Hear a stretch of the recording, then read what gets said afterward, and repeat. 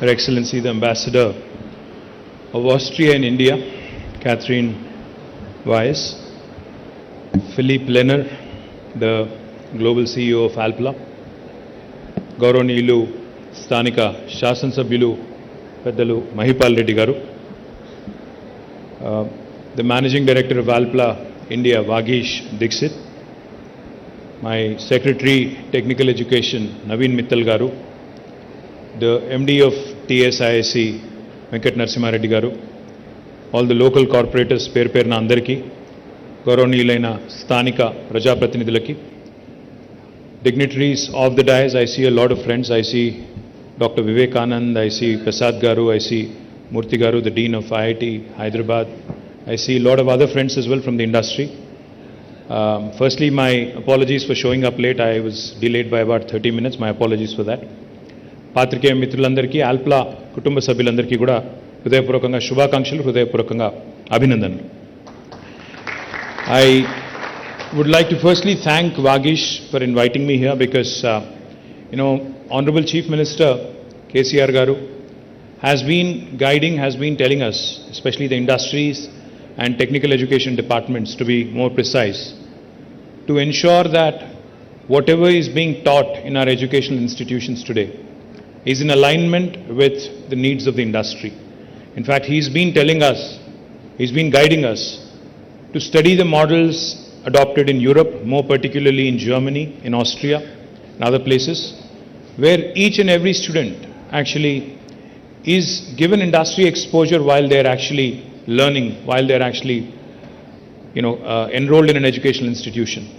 I'm delighted that Naveen Mittal and my friend here, Dr. Venkatramana, Professor Venkatramana Garu, who's the Higher Education Council's Vice Chairman, all of them have actually come out with a new model, which I'm truly proud of because Vagish was explaining to me how Alpla took the lead, went around to the polytechnic institutions around this area, identified and received applications from about 400 students, eventually went through a process, shortlisted and finalized about 30 students who are now being trained as part of Alpla, the new plant.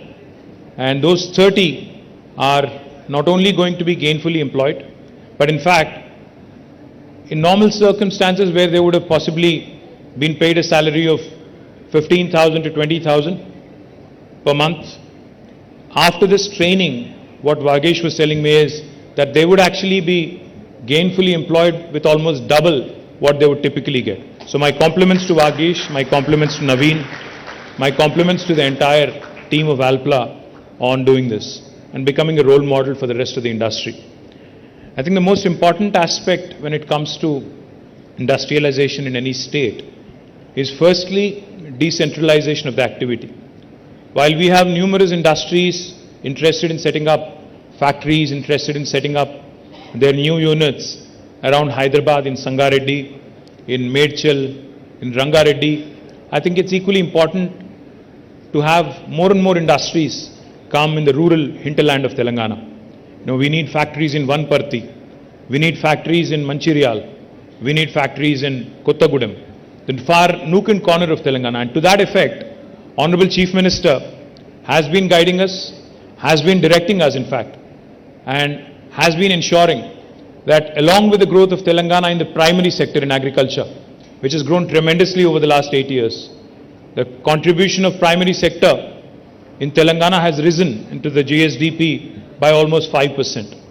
వ్యవసాయం మన రాష్ట్రంలో కొత్త పుంతలు తొక్కుతూ వ్యవసాయ విస్తరణ ఏదైతే జరుగుతూ ఉందో, కొత్తగా మిషన్ కాకతీయ చెరువులు బ్రహ్మాండంగా చేసుకోవడం వల్ల, కాళేశ్వరం లాంటి ప్రాజెక్ట్స్ కట్టుకోవడం, పాలమూరు రంగారెడ్డి ఎత్తిపోతల పథకాన్ని కూడా వేగంగా పూర్తి చేసే ప్రయత్నం, సీతారామ లాంటి ఎత్తిపోతల పథకాలు, గతంలో పెండింగ్లో ఉన్న ప్రాజెక్టులన్నింటినీ కూడా రన్నింగ్ ప్రాజెక్టులుగా మార్చి వాటిని పూర్తి చేయడం వల్ల ఈరోజు తెలంగాణలో 5 రకాల విప్లవాలు మన కళ్ళ ముందే సాక్షాత్కరించబోతా ఉన్నాయి. అందులో మొట్టమొదటిది మీకు తెలుసు, సస్య విప్లవం అంటే గ్రీన్ రెవల్యూషన్. ఈ సస్య విప్లవంలో భాగంగా తెలంగాణలో వ్యవసాయ ఉత్పత్తులు, ఆహార ధాన్యాలు, వాటి దిగుబడులు ఎంత పెరిగినాయి అంటే స్వయంగా భారత ప్రభుత్వమే మేము ఇంకా కొనలేము అని చేతులెత్తేసే స్థాయికి ఇవాళ తెలంగాణలోని ధాన్యం ఉత్పత్తులు పెరుగుతూ ఉన్నాయి. There was a time when Punjab and Andhra Pradesh, the United State of Andhra Pradesh, were called the granaries of India. But today I am proud to share with you, Telangana has in fact surpassed many other states, even though it's a new state, and has become a leading producer of paddy in the country, right after Punjab. మన దగ్గర ధాన్యం ఎంత ఉత్పత్తి అవుతా ఉంది అంటే ప్రస్తుతం బ్రహ్మాండంగా ఎక్స్పాన్షన్ ఎంత పెద్ద ఎత్తున పెరిగిందంటే లక్షల ఎకరాల్లో కొత్తగా సాగులోకి రావడం, వ్యవసాయం పండుగలా మారి ఈరోజు 24 గంటల కరెంట్ అనండి, రైతు బంధు లాంటి కార్యక్రమం అనండి, అదేవిధంగా చెరువులు బాగా చేసుకోవడం, కొత్తగా నీళ్లు అందుబాటులోకి రావడం, వీటన్నిటి వల్ల రైతుల్లో వచ్చిన ధీమా వల్ల ఈరోజు వ్యవసాయ ఉత్పత్తులు బాగా పెరిగినాయి. అయితే ముఖ్యమంత్రి గారు మాకేం చెప్తా ఉన్నారంటే ఈ గ్రీన్ రెవల్యూషన్ సంతోషమే, కానీ ఆ గ్రీన్ రెవల్యూషన్ నుంచి ఆహార శుద్ధి కేంద్రాలు అంటే ఫుడ్ ప్రాసెసింగ్ ఇండస్ట్రీ కూడా పెద్ద ఎత్తున రావాలి, agro based industry, agro processing industry కూడా రావాలి. అది ఎవ్రీ నూక్ అండ్ కార్నర్లో తెలంగాణలో మారుమూల జిల్లాలు ఏవైతున్నాయో గద్వాల్ కానీ, వన్పర్తి కానీ, ఆదిలాబాద్ కానీ, ఆసిఫాబాద్ కానీ, కొత్తగూడెం కానీ, మన సూర్యాపేట కానీ, నల్గొండ కానీ, ఎక్కడ మొత్తం అన్ని ప్రాంతాల్లో రావాలి అనే ఉద్దేశంతో స్పెషల్ ఫుడ్ ప్రాసెసింగ్ జోన్స్ అనే పేరిట 10,000 ఎకరాల్లో స్పెషల్ ఫుడ్ ప్రాసెసింగ్ జోన్స్ కూడా పెట్టుకుంటా ఉన్నాం. గ్రీన్ రెవల్యూషన్ ఒకటైతే రెండవ రెవల్యూషన్ మన కళ్ళ ముందే రాబోతున్నది, వస్తున్నది. నేను చెప్పడం కాదు, ఇది భారత ప్రభుత్వం స్వయంగా చెప్తా ఉంది. Telangana today is the number 1 state in India for inland fisheries. ఒకప్పుడు తెలంగాణలో చేపలు అంటే చాలా తక్కువగా దొరికేది. చేపలు, రొయ్యలు అంటే కోస్తాంధ్రలో మాత్రమే ఉంటాయి అనే పరిస్థితి. కానీ ఈరోజు 46,000 చెరువులు, కుంటలు, ఎప్పటికప్పుడు బ్రహ్మాండంగా వాటిని నింపుకునే ఒక వ్యవస్థ, మిషన్ కాకతీయతో వాటిని మనం బ్రహ్మాండంగా మరమ్మతులు చేసుకున్న తర్వాత ఇన్లాండ్ ఫిషరీస్లో అంటే ఫ్రెష్ వాటర్ ఫిష్ కూడా తెలంగాణ అగ్రభాగాన ఉంది. ఇన్లాండ్ ఫిషరీస్లో కూడా ఈరోజు నెంబర్ 1 స్టేట్ అని నేను చెప్పడం కాదు, భారత ప్రభుత్వమే స్వయంగా చెప్తా ఉంది.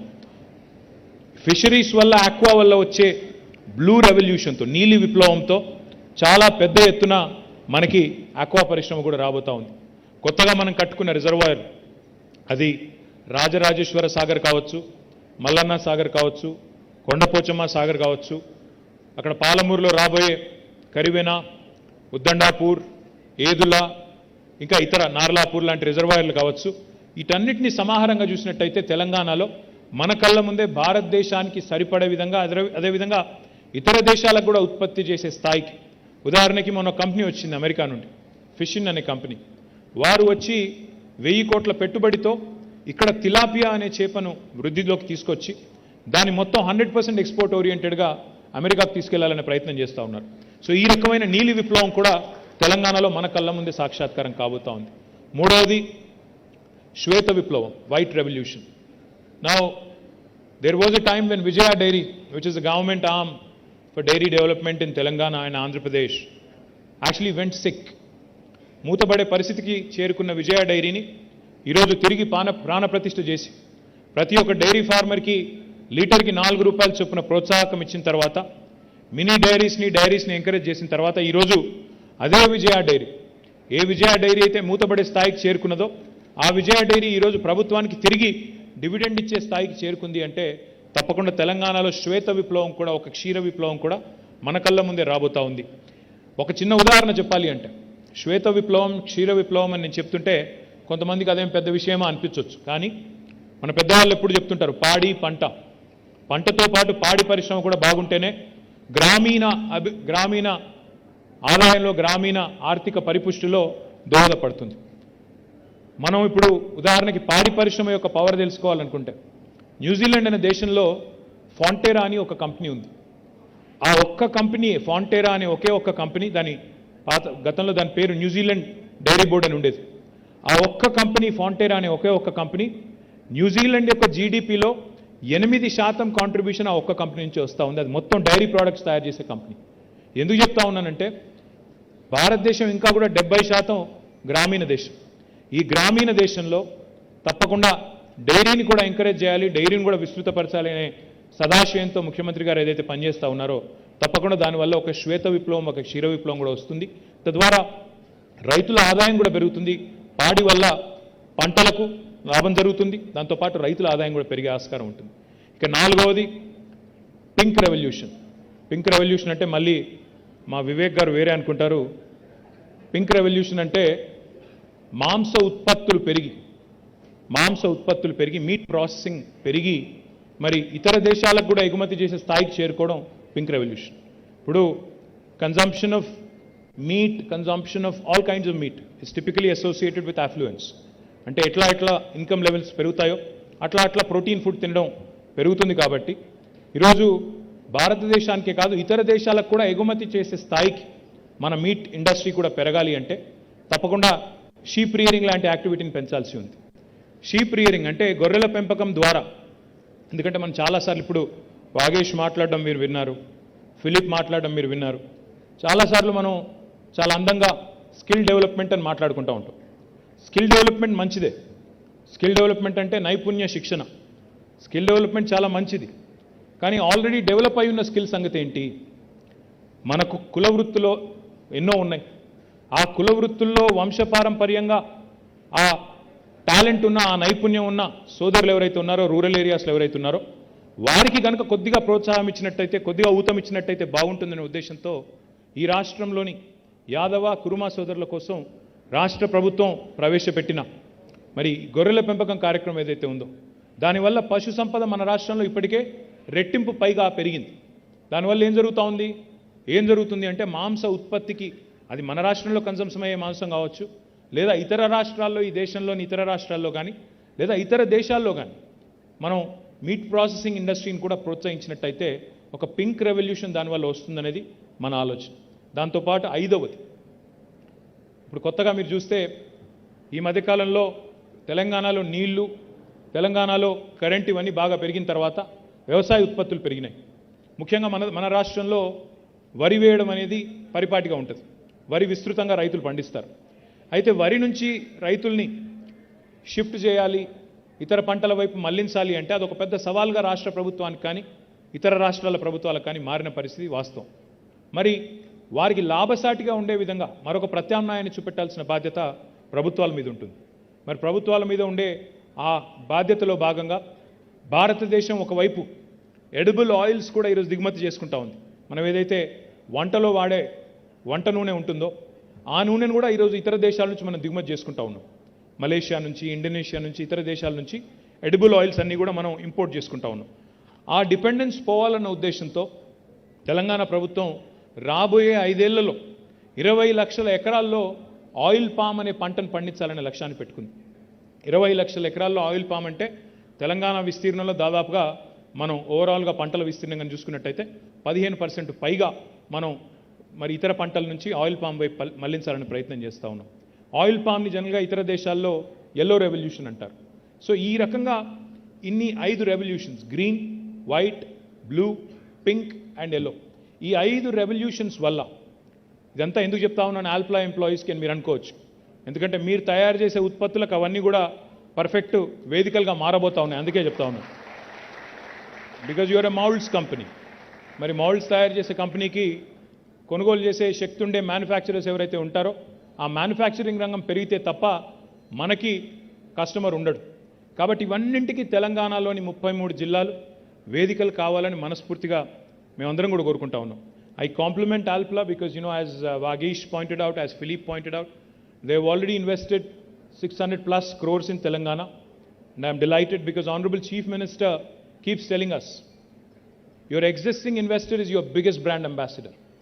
ప్రస్తుతం ఉన్న ఇన్వెస్టర్, మీ రాష్ట్రంలో ఉన్న ఇన్వెస్టర్ కనుక సంతోషంగా ఉంటే వాళ్ళే 10 మందికి చెప్తారు రాష్ట్రంలోని పరిస్థితి బాగుంది, ఈజ్ ఆఫ్ డూయింగ్ బిజినెస్ బాగుంది. ఈజ్ ఆఫ్ డూయింగ్ బిజినెస్ కంటే కూడా పీస్ ఆఫ్ డూయింగ్ బిజినెస్ చాలా ముఖ్యం. ఈ రాష్ట్రంలో వేధింపులు లేవు. ఈ రాష్ట్రంలో బిజినెస్ మెన్కి వేధింపులు లేవు. అనవసరపు ట్యాక్స్ దాడులు లేవు. అనవసరపు హరాస్మెంట్ లేదు. రాజకీయంగా మాతో ఉన్నా వేరే ఉన్నా ఎలాంటి ఇబ్బందులు ఇక్కడ లేవు. ఈ రాష్ట్రంలో ఎట్లాంటి వేధింపులు కానీ ఎట్లాంటి నాన్సెన్స్ కానీ ఈ రాష్ట్రంలో లేదు. Peace of doing business is extremely important. Cost of doing business is equally important. Lowering the cost of doing business, ensuring that we continue to improve the quality of doing business. So ఈ 4 గీటురాలుగా పెట్టుకొని ease of doing business, peace of doing business, quality of doing business and cost of doing business, ఈ 4ంటిని గీటురాలుగా పెట్టుకొని కొత్త పారిశ్రామిక వాడల్ని కూడా encourage చేస్తూ ఉన్నాం. అందులో భాగంగా ఈరోజు ఆల్ప్లా ఇచ్చిన ఎంకరేజ్మెంట్ ఏదైతే ఉందో, మొట్టమొదటిసారి ఇక్కడ ఆల్ప్లా పెట్టింది యునైటెడ్ ఆంధ్రప్రదేశ్ ఉన్నప్పుడే 2006లో. కానీ ఇప్పుడు దశలుగా విస్తరిస్తూ 600 కోట్ల పైచిలకి ఇక్కడ పెట్టుబడులు పెట్టి ఈరోజు ప్రభుత్వ ఆలోచనకు అనుగుణంగా అప్రెంటిస్షిప్ లాంటి మోడల్ కూడా తీసుకొచ్చి అందులో చాలా సంతోషం అనిపించింది వాగీష్ చెప్తుంటే, when you'd mention Vagish that you working 24/7. Now this was a dream before 2014. 24 గంటలు 3 షిఫ్ట్లో పనిచేయడం అనేది ఒకప్పుడు పెద్ద కళ తెలంగాణ రాకముందు. ఎందుకంటే నాకు బాగా గుర్తుంది, నార్మల్ టైంలో జనరల్గా మా ప్రతిపక్ష పార్టీలు ధర్నాలు చేస్తాయి ఏదైనా ప్రజా సమస్య ఉంటే ఇందిరా పార్క్ దగ్గర. కానీ 2014 ముందు ఈ రాష్ట్రంలో పరిస్థితులు ఏంటి? పారిశ్రామికవేత్తలు కూడా ఇందిరా పార్క్ దగ్గర ధర్నా చేశారు. కరెంట్ ఇవ్వండి, 3 షిఫ్ట్లు నడుపుకుంటాం, కావాలంటే రేట్ ఎక్కువ పెట్టండి, కానీ కరెంట్ ఇవ్వండి అని ధర్నాలు చేసే దుస్థితి. ఈరోజు సంతోషం ఎక్కడ అనిపించింది అంటే, వాగీష్ దీక్షిత్ గారు చెప్తుంటే 3 షిఫ్ట్లో నడుస్తూ ఉంది పరిశ్రమ. అందులో రాత్రిపూట కూడా అమ్మాయిలు పనిచేస్తూ ఉన్నారు, ఇంజనీర్లు పనిచేస్తూ ఉన్నారు. వారిని ఇక్కడి నుంచి నేరుగా ఇంటి దగ్గర దిగబెడుతున్నాం, ఇంటి దగ్గర ఎక్కించుకొని మళ్ళీ ఇక్కడ తీసుకొస్తున్నాం అని చెప్పినప్పుడు చాలా సంతోషం అనిపించింది. Thank you Vagish, thank you. It goes a long way. It's a great message. See, people talk about women empowerment, people talk about a lot of things, but to actually preach is easy, practicing it is very, very difficult. I compliment Vagish and the entire team of Alpla on making this happen, and I hope you become a role model for the rest of the industry as well, because Telangana is a peaceful state. Telangana is a state where everybody is at peace, and Telangana is one state which encourages more and more such innovation. All in all, నేను మీ అందరికీ కూడా చేసే విజ్ఞప్తి ఏమంటే, ఉపాధి కల్పనకి పెద్దపీట వేస్తూ మన రాష్ట్ర ప్రభుత్వం టీఎస్ ఐపాస్ లాంటి విధానాలు ఏవైతే తీసుకొచ్చిందో వాటి వల్ల, అదేవిధంగా రాష్ట్రంలో ఉండే able leadership and stable governance వల్ల తెలంగాణ ఈరోజు పారిశ్రామిక రంగంలో భారతదేశ సగటు కంటే, జాతీయ సగటు కంటే చాలా ఉన్నతమైన ఉచ్చమైన స్థాయిలో ఉంది. అందుకే ఈరోజు మ్యానుఫ్యాక్చరింగ్ సెక్టర్లో కానీ, సర్వీసెస్ సెక్టర్లో కానీ, అన్ని రంగాల్లో కూడా ఈరోజు తెలంగాణ ముందుకు పోతూ ఉంది. అదృష్టం ఏమంటే మనకి ఇక్కడ లైఫ్ సైన్సెస్ సెక్టర్ కూడా మరి చాలా బాగా ముందుకు పోతూ ఉంది. వ్యాక్సిన్స్ కానీ, ఫార్మస్యూటికల్స్ కానీ, కెమికల్స్ కానీ, ఇంకా కొత్తగా వ్యాక్సిన్ రంగంలో ఈ మధ్యనే మనం పటాన్చెరులోనే పెట్టుకున్న మెడికల్ డివైజెస్ పార్క్ కూడా 50 పైగా ఫ్యాక్టరీలు వచ్చినాయి. అక్కడ కూడా పెద్ద ఎత్తున పటాన్చెరులోని స్థానికులకి, తెలంగాణ పిల్లలకి ఉపాధి అవకాశాలు వస్తూ ఉన్నాయి. మొన్న ఒకరోజు నేను వచ్చి దాదాపు 7 పరిశ్రమలు ఒకటే రోజు ప్రారంభించాను. మళ్ళీ తర్వాత ఒకరోజు వచ్చి ఇక్కడే మెడికల్ డివైజెస్ పార్క్లో ఆసియా ఖండంలోనే అతిపెద్దదైన స్టెంట్ మ్యానుఫ్యాక్చరింగ్ యూనిట్ కూడా ప్రారంభించాం. తొందరలోనే ఇప్పుడే మీ ఎమ్మెల్యే గారు చెప్పినట్టు ఇక్కడే శివానగర్లో ఎల్ఈడి పార్కు కూడా భూమి పూజ చేసి అందులో కూడా కాలుష్య రహిత పరిశ్రమలని ప్రోత్సహించబోతా ఉన్నాం. వాటితో పాటు పక్కనే ఇక్కడే సుల్తాన్పూర్లోనే మరి మహిళా పారిశ్రామికవేత్తల కోసం ఫ్లో ఆధ్వర్యంలో వారిది కూడా మహిళా దినోత్సవం నాడు అక్కడ కూడా కొన్ని యూనిట్లు ప్రారంభించడం జరిగింది. అంటే ఈ రకంగా తెలంగాణ ఒక ఇంక్లూజివ్ అప్రోచ్తో, సమ్మిళిత అభివృద్ధి జరగాలన్న ఉద్దేశంతో మహిళా పారిశ్రామికవేత్తలు కానీ, ఇతర పారిశ్రామికవేత్తలు కానీ పరిశ్రమను ఒకవైపు విస్తరిస్తూనే, వికేంద్రీకరిస్తూనే, మరొక వైపు మరి అన్ని రంగాల్లోని పరిశ్రమలకు కూడా పెద్దపీట వేస్తూ దిగుమతులకి చరమగీతం పాడే విధంగా, ఇంపోర్ట్ డిపెండెన్స్ తగ్గించే విధంగా గౌరవ భారత ప్రభుత్వం ఏదైతే చెప్తా ఉందో ఆత్మనిర్భర్ భారత్ అని, సెల్ఫ్ రిలయంట్ ఇండియా అని, దానికి అనుగుణంగా తెలంగాణ మరి ఒక మ్యానుఫ్యాక్చరింగ్ బేస్ కావాలి అనే ఉద్దేశంతో చాలా తీవ్రంగా శ్రమిస్తూ ముందుకు పోతా ఉన్నాం. మరి ఆ క్రమంలో ఆల్ప్లా ఈరోజు తీసుకున్న నిర్ణయాన్ని స్వాగతిస్తూ మరి ఇక్కడికి వచ్చిన ఆల్ప్లా కుటుంబ సభ్యులందరికీ కూడా ధన్యవాదాలు తెలియజేస్తూ, I only have one request for her excellency the ambassador. Ma'am, we have a lot of enterprises from the US, the continent of United States. We also have a lot of our friends here who invested from the UK, a lot of other European nations as well. Austria, of course, we're proud of Alpla and their investment in Telangana. But in fact, Philippe and Vagish both were mentioning that the opportunities of Austrian companies who are looking towards India are many. So I request you, madam, that please point them in the right direction towards Telangana, that is. The reason why I say that is because India is a very diverse country. India is a very heterogeneous country. When an Austrian entity chooses to invest in India, their impression about India will completely depend on the gateway they choose to enter India through. Because India is a very diverse nation. We're 28 different states. It's like Europe. It's like a continent with many languages, multiple cultures. Wow, this is a celebration, true celebration. क्या वागीश भाई special effect add करे थे क्या? మీ వాగీష్ గారు మా కోసం special effect కూడా పెట్టారు. థ్యాంక్ యూ వారికి. దానికి కూడా సినిమాల్లో చూపెడుతుంటారు కదా, ముందు ఇట్లా వచ్చేసాడని, అట్లా అన్నమాట. So as I was saying, don't be scared, nothing will happen.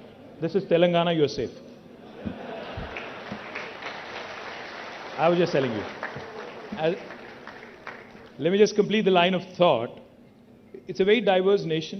So if an Austrian entity, if an Austrian enterprise chooses to enter India through, say for instance, an Uttar Pradesh versus Telangana, your experience will be completely different. Because, you know, while it is important to have a base in New Delhi, what's equally more important to understand is that India is a federal republic.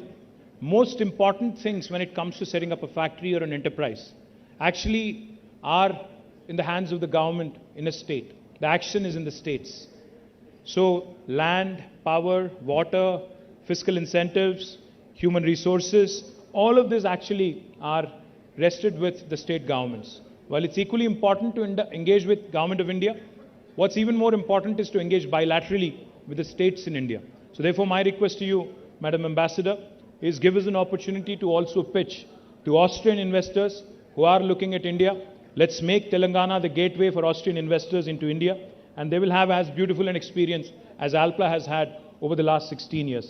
I thank you once again, and compliments to the entire family of Alpla. Jai Telangana, Jai Hind.